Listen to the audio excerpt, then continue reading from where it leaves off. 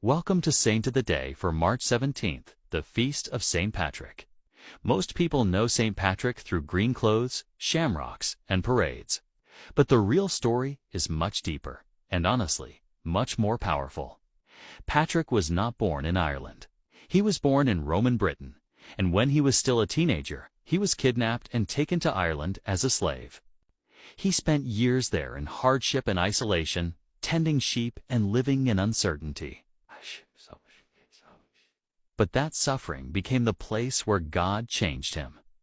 Patrick turned to prayer with his whole heart, and in that lonely season, his faith became real. After several years, Patrick escaped and made it home. That could have been the end of the story. But God had something greater in mind. Patrick later received a call to return to Ireland, not as a slave this time, but as a missionary bishop. He went back to the very land where he had suffered, and he went back for one reason: to preach Jesus Christ. That is what makes St. Patrick unforgettable. He did not let pain turn into bitterness. He let grace turn it into mission. Patrick preached the gospel, baptized converts, strengthened the church in Ireland, and became known as the Apostle of Ireland.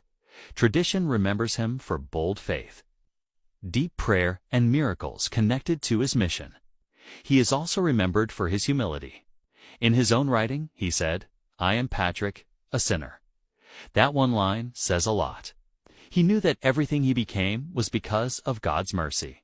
St. Patrick matters because his life proves that God can bring holiness out of suffering, purpose out of loss, and courage out of weakness.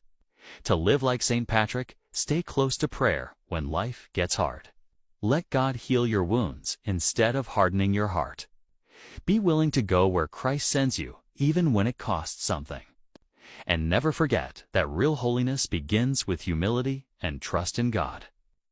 Go to the Holy Mana blog to get the full story and learn more.